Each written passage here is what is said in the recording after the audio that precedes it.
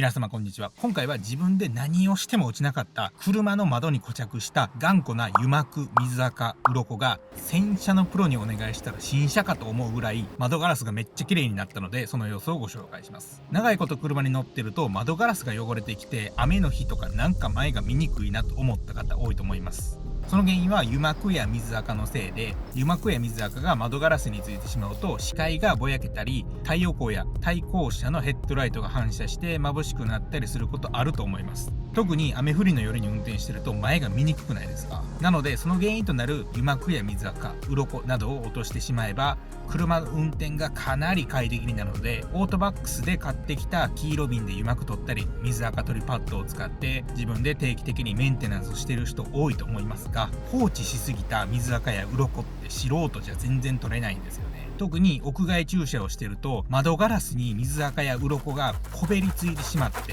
いくら市販の水垢取りを使っても鱗が全然取れないことを経験した方多いはずです。僕も何回か自分でやりましたが、窓に固着した鱗が全然綺麗に取れなくて、さらに車の後ろの窓に変な雨の跡というかシミみたいなものもあって、黄色瓶でこっそり倒してその変なシミを取ろうとしたんですが、自分では一切取れなくて諦めて半年ぐらい放置しててずっと悩んでたので、いつも洗車をお願いしている名古屋の横の刈谷にある洗車屋さんのプラスさんに相談したところ、全然取れますよということだったので、プロの洗車屋さんに洗車と窓ガラスの掃除をお願いしました。プロにお願いするとこれだけ汚かった窓ガラスがここまで綺麗になる様子を今から実際にお見せします。窓を洗う前にまずは 3pH 洗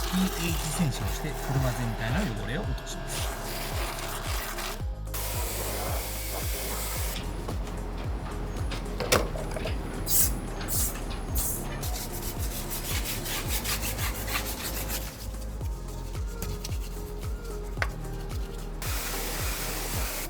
タイヤを4本とも洗い終わったので、次にボディに水をかけて車体を冷やしてホコリなどを落とします。次にアルカリ性のシャンプーを使って車についた部分や虫汚れを浮かします。すぐに泡は流さずに放置して、そのつけ置き洗いをしている間に傷がつかない柔らかいブラシで細かいところを洗います。つけ置き洗いしたアルカリの泡を流して次は酸性のシャンプーをかけます。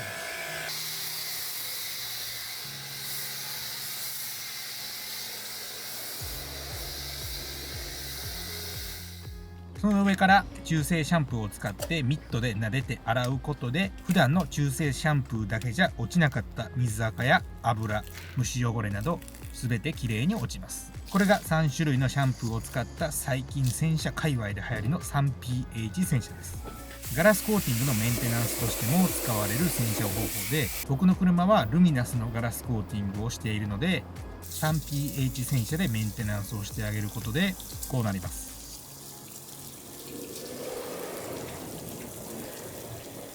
通常であればこの 3pH 洗車で窓まで綺麗になりますが、僕みたいに窓ガラスの汚れをずっと放置していると、今見ている映像のようにどうしても水垢や油膜が固まってしまって洗車では取れなくなるので、この固着した水垢油膜を今から徹底的に綺麗にしてもらいます。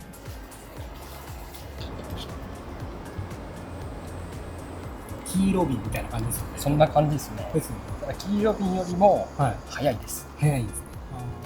プロ見て。そうですね。業務業務用ですね。それがまだ弾いてるところですね。要は前の撥水剤の残りとか、はい、そういうやつです。それをしっかり落としてあげて、はい、下地を作ってあげる。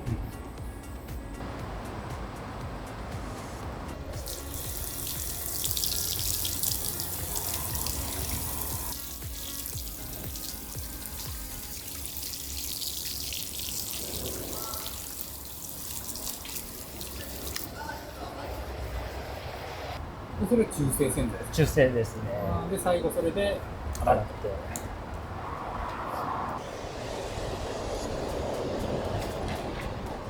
これでフロントガラスの油膜は完全に落ちてすっぴんの状態になりました。ただこれで落ちなかった水垢がまだついているので、今から専用の薬品を使ってガラスに固まった頑固な水垢を落としてもらいます。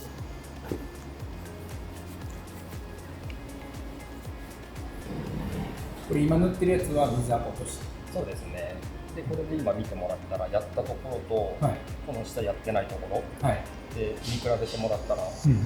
あ、確かにここで分かれてますね。そうなんです。カメラ映ってるかどうかは分からないけ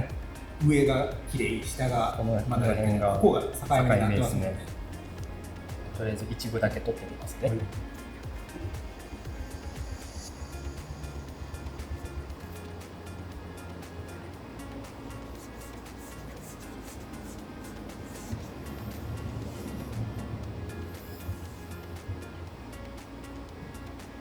はいはいはいはい。ここです。そこです。普通に分かりますね。吹いたとこだけ普通に分かる。黒いところはよくわかるんで、